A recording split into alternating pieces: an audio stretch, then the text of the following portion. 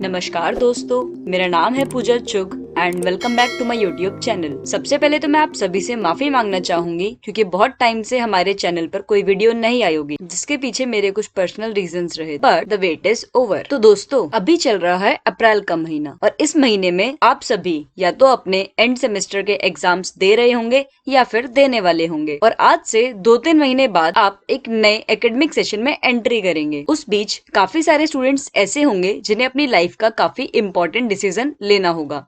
For example, जितने भी students अभी 10th के एग्जाम देंगे, 12th के एग्जाम देंगे या फिर ग्रेजुएशन कंप्लीट करेंगे, ऐसे स्टूडेंट्स की लाइफ में उनके सामने एक बहुत बड़ा डिसीजन आने वाला है जिसमें उन्हें चूज करना है कि उन्हें अपने फ्यूचर में करना क्या है। तो आज आप सबके सामने मैं एक ऐसा कंसेप्ट लेके आई हूँ जिसको समझने के बाद शायद उस डिसीजन को लेने में आपको कुछ मदद मिले। तो चलिए शुरू करते हैं। तो आज मैं आप सबकी मदद करने वाली हूँ वो फैसला लेने में जो लेना तो आपको ही है। तो चलिए बात करते हैं उस फैसले के बारे में। कोई भी स्टूडेंट चाहे उसे किसी भी टाइप का डिसीजन लेना हो, आप सभी के लिए मेरी एक ही एडवाइस रहेगी कि आपको कुछ ऐसा चूज करना है जिसमें आपको खुशी मिलती हो। और इसी चीज को और अच्छे से समझाने के लिए आज मैं आपको बताने वाली हूँ एक जापानीज मेथड जो जापान में 1000 सालों से चला आ रहा है। जापान के ओकिनावा नामक एक आइलैंड पर आज भी हर किसी बच्चे को ये समझाया जाता है कि सबसे पहले तुम्हें अपनी लाइफ में क्या करना चाहिए। किसी के ऊपर थोपा नहीं जाता कि तुम ये बनो या वो बनो, बल्कि उन्हें सिखाया जाता है कि तुम्हें अपने लाइफ का एम चूज कैसे करना है। और उसी मिशन को बोलते हैं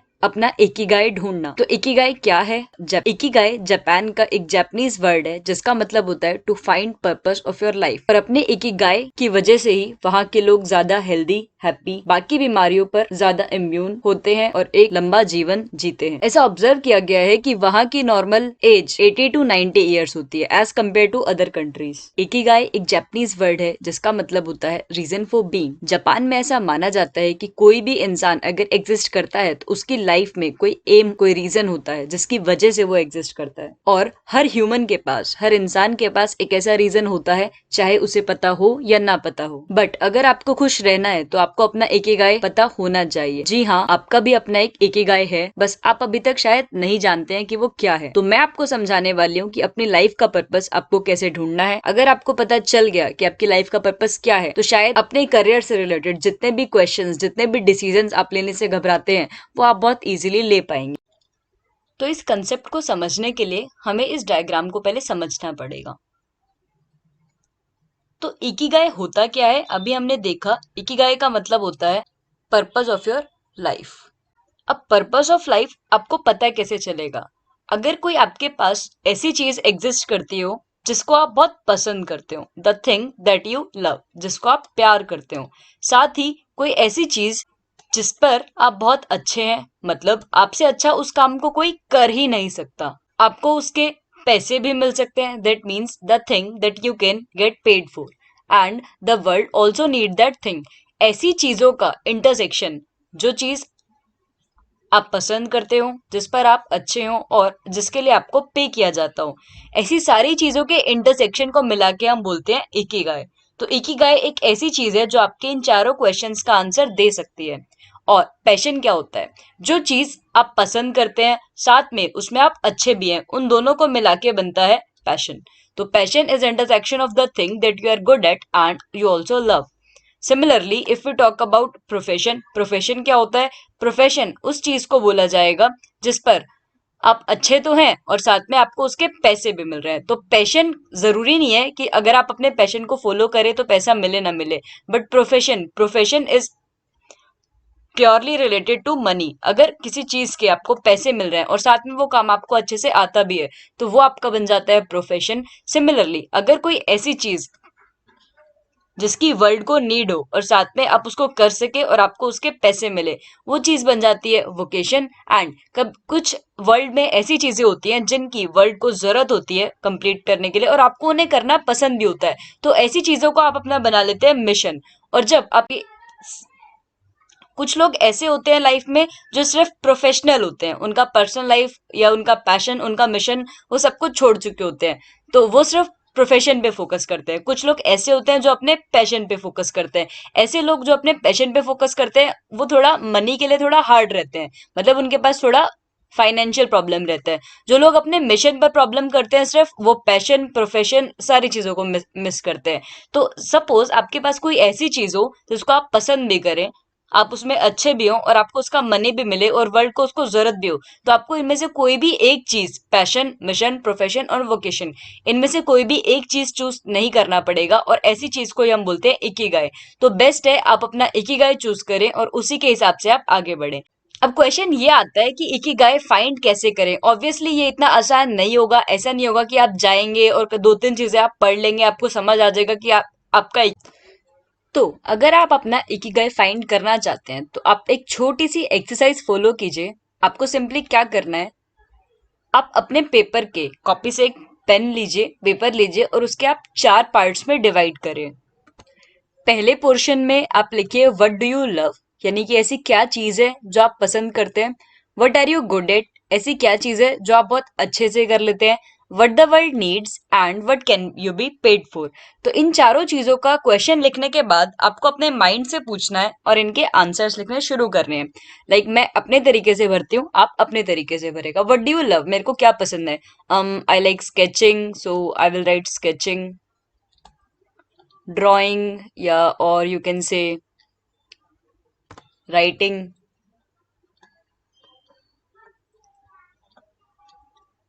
reading books. Learning, specially learning physics. Writing journals. Dancing, no, obviously I don't like dancing. I like talking about mysteries.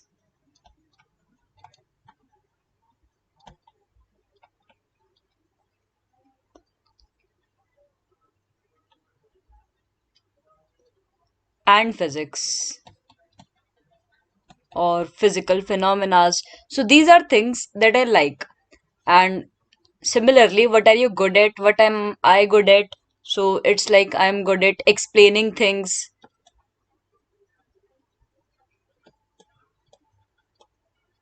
Again, writing and reading. I am, yes, I feel like I am good at these things. I explain things very well. I do teach some topics very well. So, these are the things that I am good at, not that much, only one or two. Also, not writing that much, just explaining things. So, what the world needs, I think the world needs some information, some missing informations that I can give the world.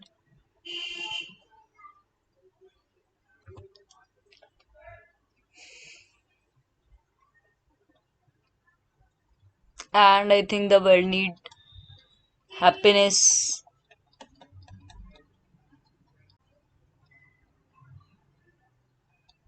knowledge. What can you be paid for? For me, I think I can get paid for yeah, content creation, I think. So content creation, and I guess explaining things also. I do get paid for explaining things to students. So yes, explaining things.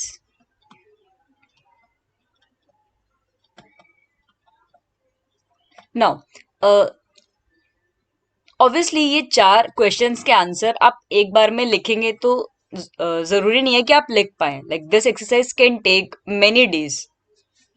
अब इन चारों question के answers लिखने के बाद आपको करना क्या है, आपको इनमें से कॉमन थिंग्स देखनी है। ऐसी क्या चीजें हैं जो चारों का इंटरसेक्शन है, क्योंकि अभी हमने लास्ट डायग्राम में देखा था जो भी चीजें कॉमन होंगी वही आपका इकिगाई हो सकती हैं।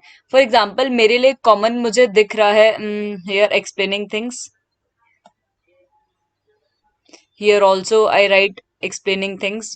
Knowledge, explaining things and knowledge and information, I guess they are same.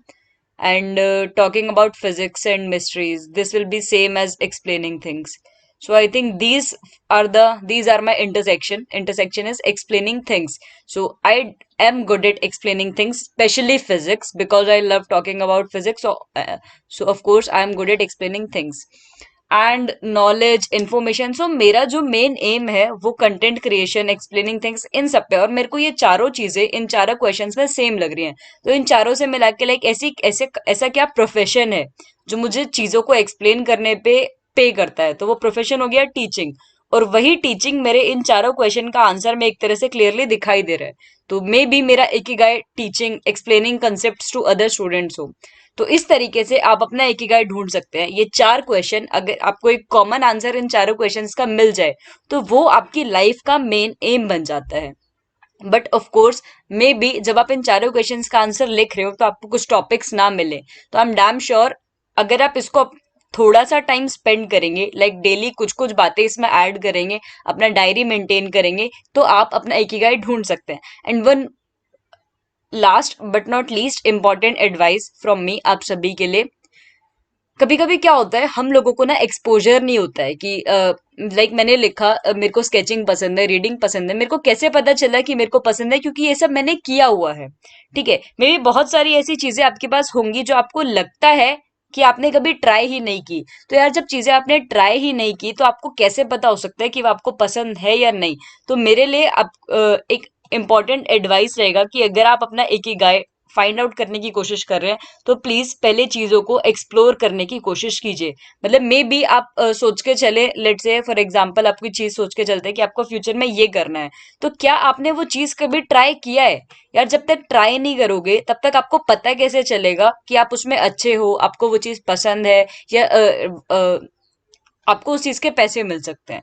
ठीक है, फॉर एग्जाम्पल लाइक कोई मेरे को बोलता है कि यार मेरे को ना स्टॉक मार्केट में इंटरेस्ट है और मैं पढ़ाई लिखाई नहीं करूंगा, मेरे को स्टॉक मार्केट में जाना है।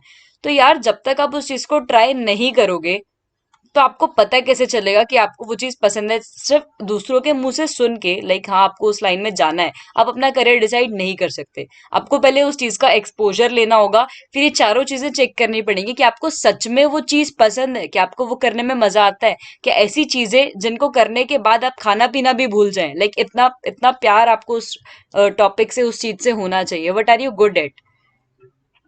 तो यही है लास्ट इंपॉर्टेंट एडवाइस, अपना इकिगाई ढूंढो। And all the best all of you for your career. So I hope आप सभी को ये वीडियो पसंद आया होगा। Thank you so much, have a nice day.